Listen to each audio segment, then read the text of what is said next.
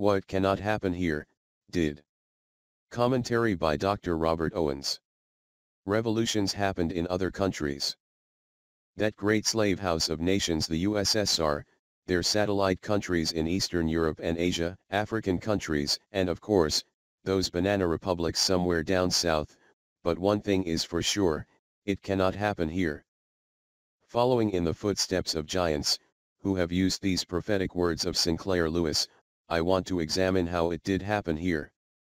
In the America of George Washington, Thomas Jefferson, and James Madison, the America we inherited from our forefathers, we knew that there could never be a revolution. We had the Constitution with its checks and balances, its separation of powers, and its Bill of Rights. These were rock solid, carved in stone, and strong enough to preserve the Republic and safeguard the freedom of its people. Besides, the American people would not stand for some wannabe dictator and his brown, black, or whatever color shirt followers marching through the streets and into the White House. The sons of the pioneers wouldn't sit still for any attempt to curtail limited government, personal freedom, or economic opportunity. No way. No how. Others might accept censorship, surveillance, and rigged elections, but not us, not Americans. We had fought wars to defend our independence, wars to defeat totalitarianism, we had even fought wars to spread freedom. No, we wouldn't quietly allow homegrown tyrants to grasp the levers of power. It sounds so comforting, it can't happen here. If you take a beginning political science class in either high school or college, you will learn how the government works.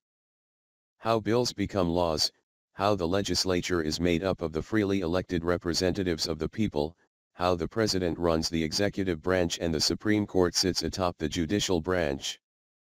You will learn about the Declaration of Independence and how the Constitution was written to replace the Articles of Confederation, which were too weak to work.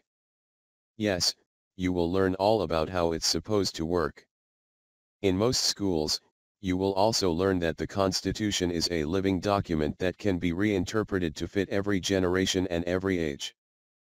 The results of 100 years of reinterpretation have led us to the brink of ruin, and me to recommend that the study of the Constitution should be moved from political science to history, because what rules us today is legal precedent and bureaucratic regulation. The courts use foreign laws and traditions to interpret our laws and traditions. The legislature passes laws they don't read, filled with thousands of pages of vague platitudes and goals that the bureaucrats fill in with no oversight and the force of law. And the president does whatever he wants and no one says a thing. So how did America fall for the second oldest con in the world? That is the one that says, "Give me your freedom and I'll give you security." Those who wished to gain power had no ideology or theology that inspired them. They only sought power for power's sake. They espoused whatever populist themes gave them the broadest support. To bring as many interest groups as possible into their coalition, they embraced an "I'm okay, you're okay" relativity that rejected absolutes and extolled the fringe as the mainstream. And all the while the descendants of the blacksmiths and farmers who once congregated on corners to discuss the latest political pamphlet or to debate the merits of economic policy snoozed on the couch, waking up only long enough to go to work or watch the game. The revolutionaries of the new America first took root in the faculty lounges of academia, providing the intellectual and cultural cover for an American movement that promoted the opposite of everything America stood for. From the classrooms of our colleges, came the next generations of teachers, journalists, lawyers, artists, and politicians. Soon it was common knowledge that our once rock-solid Constitution was a living document to be twisted and changed whenever those in power found the need. From here, it was just a matter of time until a revolution was accomplished through evolutionary change. Once the centers of power were secure in Washington, Hollywood, and in the media, the trickle of change became a torrent and the torrent became a tsunami. Two wings on the same bird of prey, perpetually re-elected representatives from the twin-headed party of power pander to the lowest common denominators, buying votes, using taxes to punish enemies and tax money to reward friends. Our tyrants in training have captured the government and the economy, created a dependent class of motor voters, convinced people that a continually growing debt is sustainable, and turned the government into the one who picks winners and losers instead of a free economy.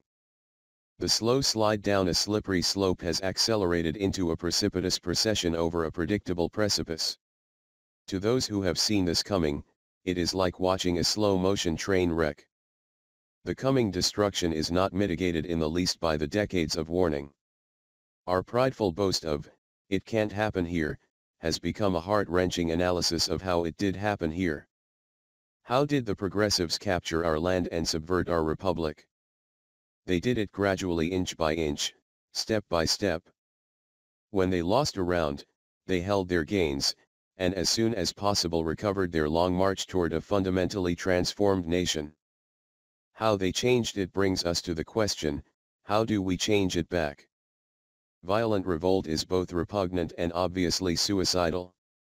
Most people understand that once that genie is out of the bottle there is no way to know which way it will go, except that the odds are heavily against it ever landing back in a stable land of limited government and personal freedom.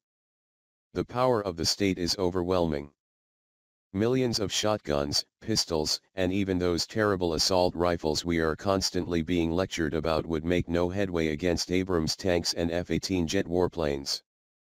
There are only two ways to have a successful peaceful revolution. 1. The vast majority of the people must go on strike and refuse to operate as a society until the changes have been made. Or 2, it must happen gradually, line upon line, verse upon verse, always keeping the goal in sight and moving forward at every opportunity. In other words, we must do to the new establishment what they did to the old, not overthrow it. Supplant it and replace it in the hearts and minds of the people. We can rest assured that all people at all times eventually yearn for freedom, thus the stage is set by the very nature of man that God imprinted on us in his creation. Free choice is the natural state of man, and in the end, we will return to it. This pall of totalitarianism that is falling like a shadow across the land, will one day awake to find the light of liberty cannot be quenched forever. What should we do? Education is the key. If you are not a teacher, become one. Learn to show yourself approved. Teach anyone who will listen of freedom, of the true history of the American experiment. Become involved in any way you can to retake control of our education system so that we can train the coming generations to love freedom, truth, justice, and the American way. And don't lose hope.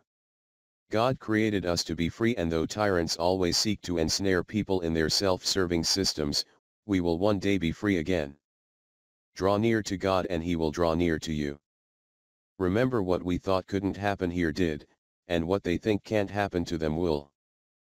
Freedom will rise from the ashes, and one day the light of liberty will once again burn brightly in America the beautiful. Dr. Owens teaches history, political science, and religion. His email and blog addresses are included in the written text of the commentary at www.dailyt.us.